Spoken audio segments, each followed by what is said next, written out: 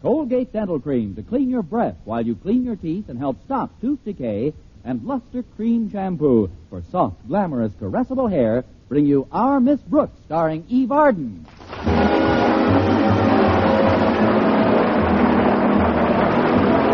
It's time once again for another comedy episode of Our Miss Brooks under the direction of Al Lewis. Well, quite a few romances have started between faculty members teaching at the same school. But for our Miss Brooks, who teaches English at Madison High School, romance is a problem. It's really two problems. Problem number one is the object of my affections, Mr. Philip Boynton, biology teacher. He's so bashful he won't even shave himself unless he's wearing a tie. And problem number two is the strict anti-fraternization rule laid down by Madison's beloved principal, Osgood Conklin. Of course, Mr. Boynton devised a very effective method of getting around this rule. He suggested that we stop seeing each other entirely. However, I immediately used my power of veto, and before he could take it to the General Assembly, we convened for 2 dates away from the school. The last date occurred on Wednesday night, and Thursday morning at breakfast, my landlady asked for the details. Now tell me everything that happened last night, Connie. We went to a movie, Mrs. Davis.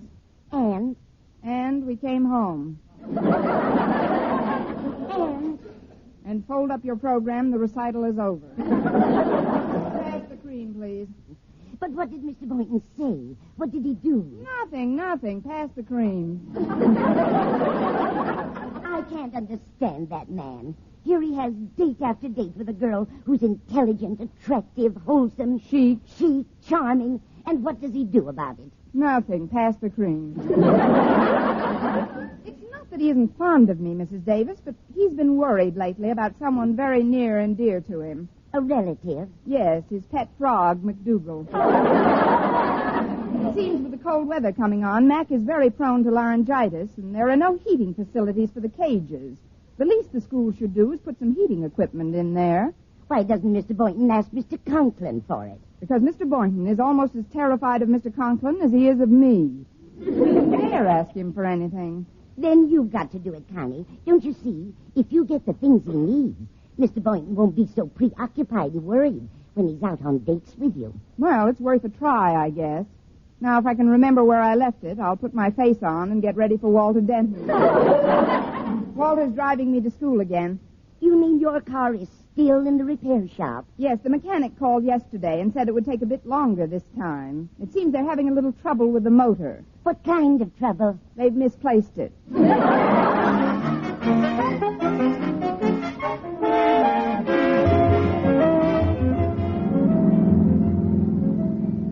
I'm glad you picked me up early today, Walter. I've got to stop into Mr. Conklin's office before my first class. What a depressing way to start off the day. I'm glad I don't have to see our beloved principal this morning. I'm low enough already. Low? I feel gloomier than a school teacher's personality. Present company accepted, of course. Of course. But what's the reason for this blue mood? Did Harriet Conklin give you the go-by? Oh, no, ma'am. No, Harriet and I are still an item. It's Stretch Snodgrass who's preying on my mind. Maybe that's because he hasn't got one of his own. Well, I know he's never been exactly a beacon of brilliance scholastically, Miss Brooks, but on that gridiron he's always been a tower of strength. Up to last week, that is. What happened last week? Well, you saw the game last Saturday. Didn't you see what he did? Sure. He picked up a fumble and ran 85 yards with it. Of course, I couldn't quite figure out why I was the only one in my section who was cheering. He ran the wrong way. How Oakhurst beat us on that one numbskull play. Oh, but if you think that was bad, you should see Stretch at practice. He's just awful out there. His blocking is positively sad, and his tackling's getting everybody down. Isn't that what it's supposed to do? No, Miss Brooks, this is no laughing matter. If Stretch doesn't perk up, we'll lose our big game to Clay City next week. Well, what do you think is the cause of this change in him, Walter? Well, I know what it is. The big goof's in love. Love? And the trouble is he won't tell anybody who the girl is. Hey, wait a minute.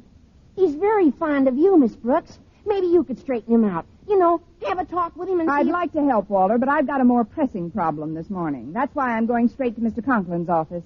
What could possibly be more pressing than Madison's winning the battle of the year? My winning the battle of Boynton's lab.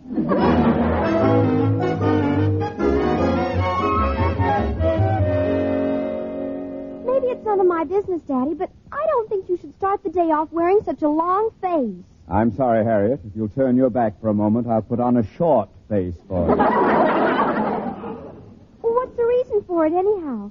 Why are you so despondent? Because of our coach's report on Snodgrass, that's why. He's been playing abominably, and the coach knows the reason. The big moose is in love. In love? But isn't there something we can do, Daddy? If there was, I'd be doing it. You don't think I want to lose this game to Jason Brill's Clay City nincompoops, do you? Of course not, Daddy. I know Mr. Brill's your arch rival. He's worse than that. He's... No, what's the use? Just no way out. And there's no way I could possibly feel any worse than I do right now. Have you thought of Miss Brooks, Daddy? You have just shown me a way. Well, Miss Brooks might be able to help. If there's one person in this school whom Stretch admires and respects, it's her. Maybe she could pull him out of his doldrums. So you might have something there at that. As soon as she gets to school, I'll talk to her. Come in. Oh, pardon me, Mr. Conklin. If you're busy, I'll come back later. Not at all, Miss Brooks. Harriet was just leaving for her class. Run along, dear. Okay, Daddy. See you later, Miss Brooks. Goodbye, Harriet. Sit down, won't you? Over here by my desk. That's the most comfortable chair. Maybe you don't know who I am. It's Miss Brooks, Mr. Conklin. I know it's Miss Brooks. And I'm delighted that you dropped in to see me this morning. You are? Well, then it won't be so difficult to ask a favor of you. You want a favor of me, Miss Brooks? Yes, sir. Now, isn't that a coincidence? I want a favor of you. One hand washes the other, eh? That's as good a way as any to get them both clean. But my favor isn't exactly for I don't care what it is, Miss Brooks. If you do a favor for me, I'll do a favor for you. Or as my old commanding officer, Colonel Elliot Reed, used to say, you play ball with me, and I'll play ball with you. He was a Texan. But what's your favor, Mr. Conklin? Well, as you know, Madison's big football game with Clay City is to be played next week. Yes, sir. You are also aware of my intense rivalry with Jason Brill, their principal. Yes, sir, but what do you want of me, Mr. Conklin? Well, it's very simple, Miss Brooks. Perhaps you've heard about Snodgrass running the wrong way last Saturday? Mm-hmm. Now, you know that nobody with half a brain could make a mistake like that twice, except perhaps Snodgrass. And that idiot woman a few rows behind me who kept cheering him. Next Saturday, I'll keep my mouth shut. What do you think I can do about Stretch, Mr. Conklin? Well, you may be able to straighten him out. You see, Miss Brooks, he's been even worse in practice this week than in that game last Saturday. And the coach seems to think it's because he's in love. That's what Walter Denton thinks, too. Does Denton know with whom? No, nobody does. Ah, exactly. And that's where you come in. In his lame-brained, dunce-like way, Snodgrass admires you greatly. He has his reasons, I'm sure. We lame-brained dunces are pretty clannish. What I meant was, you seem to be the logical person to find out just what little baggage is turning Snodgrass's head. And I use the word advisedly. And if I find out, then what? Then your natural feminine instincts will come to the fore, and you will devise some way to circumvent the activities of the aforementioned bit of baggage. Now then, what is the favor you seek? Well, Mr. Boynton needs some new equipment for the biology lab, and he's too timid to ask for it. He shall have it. What kind of equipment? Some heating facilities for one thing, and more comfortable cages for his frogs and guinea pigs. It's done. Anything else? Else? Well, now that you mention it, I could use a new desk and some new window shades. I also would like to have my room painted a nice, cheerful shade of green. Miss Brooks.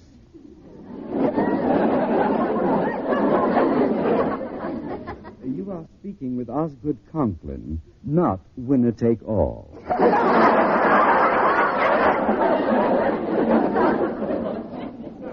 Well, if you feel that way about it, maybe Stretch and his girl should be left alone. After all, A nice, cheerful shade of green it is. Now, you're sure you know what to do, Miss Brooks? Leave it to me, Mr. Conklin. When I get through with him, Stretch will not only check his baggage, he won't call for her for 30 days.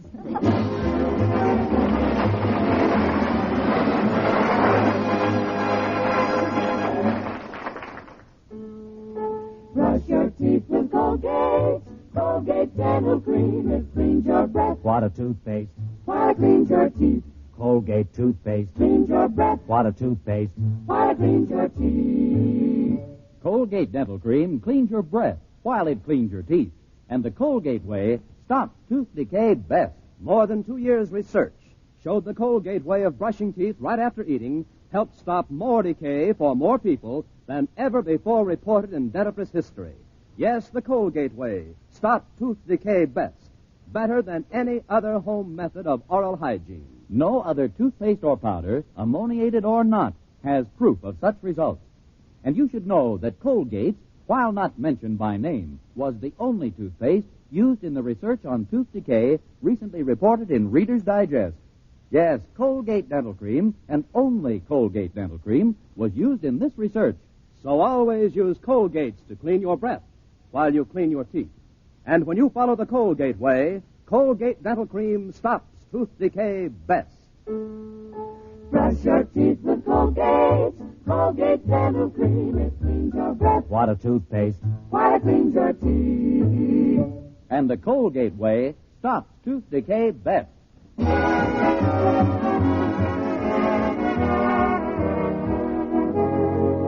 Well, I took advantage of a free period I had right before lunch and sought out Madison's moon-eyed mastodon, Stretch Snodgrass. I found him near the water fountain in the hall. He was slouching against the wall and seemed half asleep, but when I approached him, he snapped to attention. Hi. Hello, Stretch. I hope I'm not keeping you up. I hope I'm not keeping you from any of your classes, but I would like to talk to you for a few minutes. You ain't keeping me from nothing, Miss Brooks. French class is the place which I'm supposed to have been at pretty soon from now. But my French can wait. At least until your English catches up. Stretch, what I wanted to talk to you about was your football playing. You know yourself you're not playing as well as you used to, and a lot of your friends around here are beginning to worry about it. Why should they worry? Gosh, just because I don't play over my head in every game, everybody gets all upset. After all, you don't get paid to play high school football. I know, Stretch, but think of the future. Someday you may go to college. You must admit you've been letting down a bit lately. Oh, I can't help it. This season's been nothing but practice, practice, practice. The guy can't go on like that with just all work and no play. After all, I ain't no auto matron. No auto matron? Well, you know, a mechanical man. The kind they call a Robert. Oh. Besides, a little relaxer never hurt nobody. But, Stretch, why should a young boy like yourself be yawning in the middle of the morning? I'm tired. I couldn't have thought of a better answer if I'd tried all day. My new girlfriend thinks relaxing is good for me. She won't even let me quit rumbering and take her home till 1 a.m. It's been going on like that for the last 2 weeks. Who is this new girlfriend, Stretch? Oh, no, you don't. No, I don't what? You don't get Judy's name out of me. I promise to keep it a secret. Well, that's your privilege. If you don't want me to know Judy's name, I'm not going to know Judy's name. That's all there is to that. Judy who? Gosh, I didn't even want that part of her name to get out, but it just slipped. Look, Miss Brooks, you wouldn't want me to break a promise, would you? Fervently. Listen, Stretch, even if you enjoy all this rumbering, don't your girl's parents object to these late hours every night? Oh, I'm sure they don't. How can you be so sure? Her old man gives me the money to take her out. What? Sure, he's not like our principal. Mr. Brill's a real good sport. Stretch, do you mean to tell me you've been taking out Judy Brill? How do you know?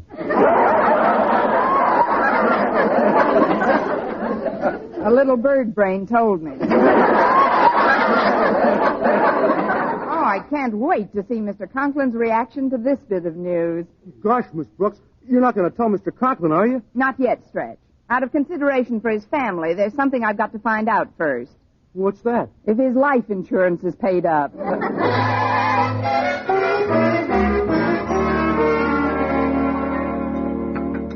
I've talked through your entire lunch, Mr. Boynton, but it couldn't be helped.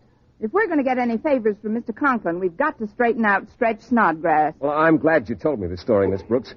Imagine Jason Brill putting his own daughter up to a trick like that. What kind of a girl is this Judy Brill, anyhow? Well, you know the expression, sweet 16 and never been kissed? Yes. When this kid reached 12, she was ineligible.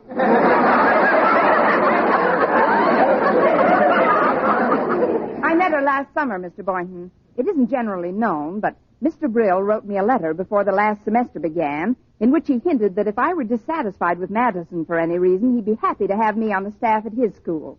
Oh, he's approached several teachers here, Miss Brooks. It isn't that he wanted you so much. It's just that there are no lengths to which Mr. Brill won't go to harass Mr. Conklin. Flatterer. But according to reports from some friends on the faculty at Clay City High, Judy Brill is quite a little firebrand. She's at an age now where she considers all males fair game. There's an age?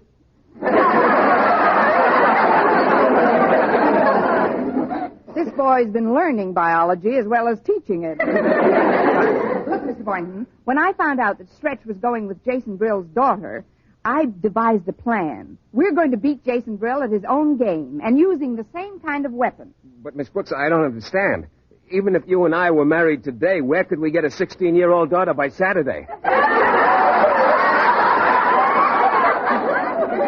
All these years of going to the zoo and you don't even know a fast stork. Don't you see, Mr. Boynton? All we have to do is to get Stretch to think that Judy is just a flirt, and he'll lose all interest in her. Well, how do we do that? By letting Stretch catch her on a date with some other boy. What other boy? Walter Denton. Walter Denton? Did I hear somebody mention my name? You're just in time, Walter. Sit down, please. Mr. Boynton and I would like to talk to you. Okay. Have you thought of any way to get Stretch's mind off the mystery woman and back on his football game, Miss Brooks? Yes, Walter. I've thought of a dilly of a plan. But it requires some cooperation from you. Well, we should all do whatever we can, Walter. This is a crisis. Well, what can I do? He won't even tell me the name of this chick. The name of the chick is Judy Brill, and her father's been paying all expenses to keep Stretch out late every night rumbering. Rumbering? Yes. While the Clay City team is getting its rest, Judy Brill is keeping our star player's backfield in motion.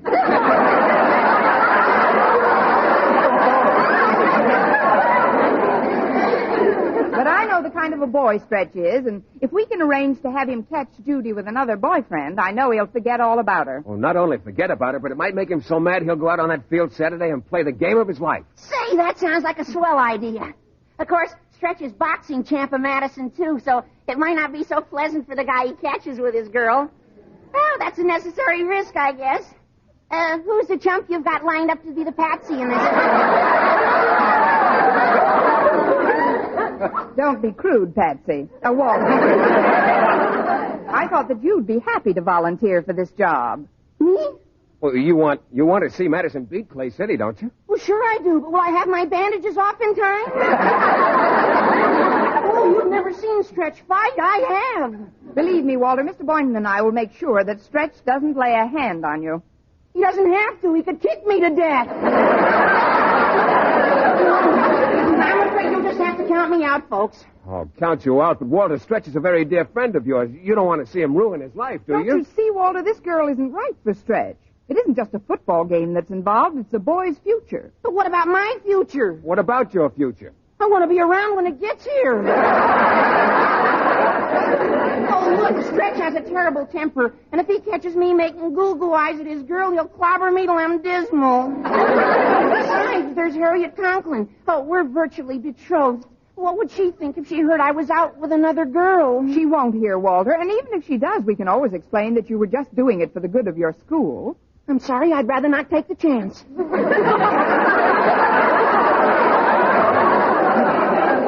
I'm surprised at you, Walter. Haven't you any sense of loyalty? Haven't you any school spirit? This whole thing won't take you more than half an hour. All you have to do is sit on the couch and put your arms around a little red-headed girl with big blue eyes, a cute little turned-up nose, and an adorable mouth. But I still think that if Stretch... an adorable mouth... Nobody can say I haven't got any school spirit. What time and where? We'll make it 8 o'clock tonight at my place. I'll drop over to Clay City High this afternoon and tell Judy I'm thinking of accepting her father's invitation to join the faculty there next term. Then I'll invite her over to my place for dinner, ostensibly so I can ask some questions about my new pupils. But supposing she won't come? Oh, she'll be glad to come. Judy Brill is just a little girl. To be asked to dinner by a woman like Miss Brooks is quite flattering. After all, when you get right down to ages... When you get right down to ages, I'm almost twice as tall as Judy Brill.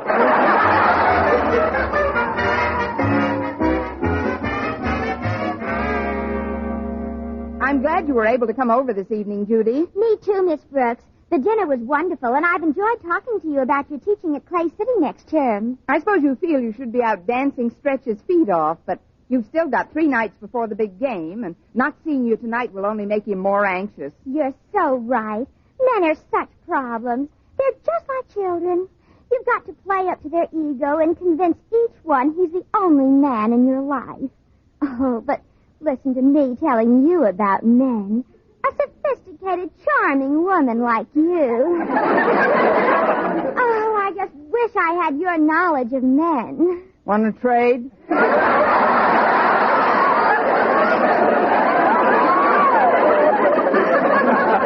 Very pleasant coincidence that Walter Denton dropped over, don't you think? He's an awfully cute boy. No, I'm glad you like Walter, Judy. By the way, where did he disappear to? I didn't disappear. She's on my lap. Isn't that sweet? What a naive way to get acquainted. Want me to answer it? You sit right where you are, Walter. Yes, you sit right where you are, Walter. How can I help it? She hasn't budged off me since I said, how do you do, Miss Brill? I'll get it, Walter. Well, here we are, Miss Brooks. Hello, Mr. Boynton. Come in, Stretch. Thanks. Well, what brings you to this part of town, Stretch? Well, I was just walking home when Mr. Boynton drove up alongside the curb in his car and stuck his head out of the window and said, "Hi, Stretch, just the fellow I've been looking for. How about hopping in and going for a little ride over to Miss Brooks's place and having a glass of milk or something, if you haven't got anything better to do?" And I didn't have anything better to do, so I said, "Okay, Mr. Boynton, I'd like nothing better than to hop in and go over to Miss Brooks's place for a glass of milk or something. Have you got any?"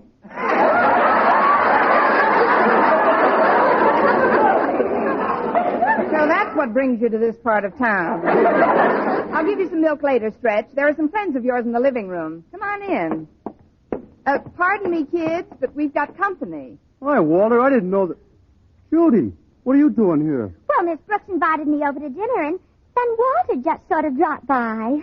You sort of dropped by? Hold him, Miss Brooks. Surround him, Mr. Boynton. What's everybody so jumpy about? Aren't you sore at me for sitting here with your girl? Sore? Heck no, Walter, you do me a big favor. You see, I got to thinking about what Miss Brooks said this morning, and I realized that I got to get a lot more sleep if I'm going to be any good in the game Saturday. Oh, but Stretch, dear, you don't have to sleep so much. Well, sure I do. It ain't that I don't appreciate what you and your dad done for me, Judy, and I certainly ain't mad about all that rumbering. It's just that for an athlete, rumbering's not as good as slumbering. Now, Walter, if I may make a suggestion, I think you should drop Miss Brill off at the bus station. What's this all about, anyway? Is this some kind of a plot? Turnabout is fair play, Miss Brill. Yeah. And if you'll excuse me right now, I'll turn about and hit the road. I'll excuse all of you right now. That is, all but you, Mr. Boynton. Well, this is what I get for accepting the hospitality of a Madison Highite. Thank you, and good night.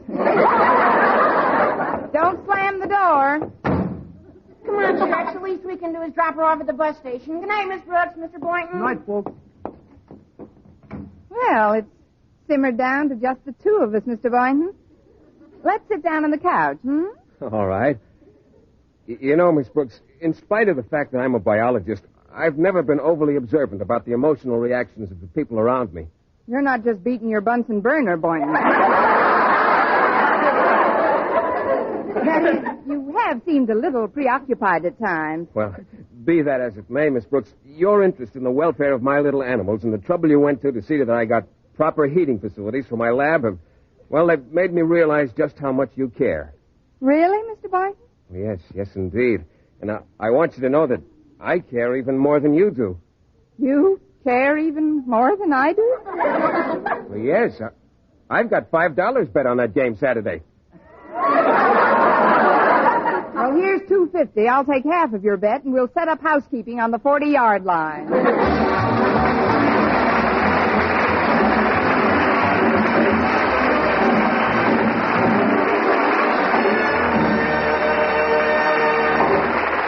Arden returns in just a moment, but first...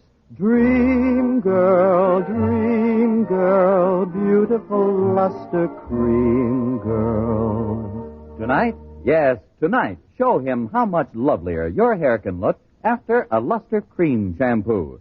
Luster Cream, world's finest shampoo.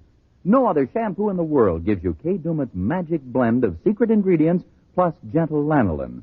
Better than a soap, better than a liquid. Luster Cream is a dainty cream shampoo. Leaves hair 3 ways lovelier. Fragrantly clean. Free of loose dandruff. Glistening with sheen. Soft. Manageable. Even in hardest water, Luster Cream lathers instantly. No special rinse needed after a Luster Cream shampoo. So gentle, Luster Cream is wonderful even for children's hair. Tonight? Yes, tonight, try Luster Cream shampoo. Dream girl, beautiful luster cream girl. You owe your crowning glory to a luster cream shampoo. And now, once again, here is Eve Arden. Here's a message for every young man over 17 years of age. Your National Guard offers you opportunities to train in your spare time while living at home. Yes, train with your hometown buddies using Army and Air Force equipment under the direct supervision of veteran Army and Air Force instructors. You'll receive valuable military experience, increase your civilian skill, and at the same time you'll be paid at regular service rates. Join the National Guard unit in your community now. This is Vern Smith reminding you to tune in next week to another Our Miss Brooks show, brought to you by Luster Cream Shampoo for soft, glamorous, caressable hair, and Colgate Dental Cream to clean your breath while you clean your teeth and help stop tooth decay. Our Miss Brooks, starring Eve Arden, is produced by Larry Burns, written by Al Lewis, with the music of Wilbur Hatch. Mr. Boynton is played by Jeff Chandler, Mr. Conklin by Gail Gordon. Others in tonight's cast were Jane Morgan, Dick Crenna, Gloria McMillan, Leonard Smith, and Sandra Gould.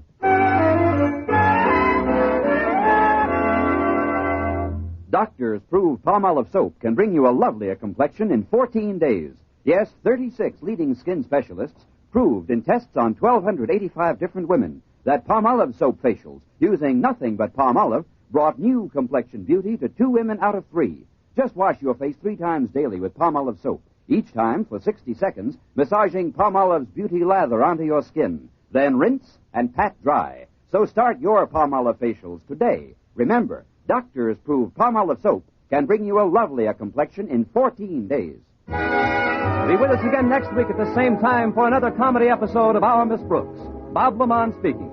Stay tuned now for Jack Benny. This is CBS, the Columbia Broadcasting System.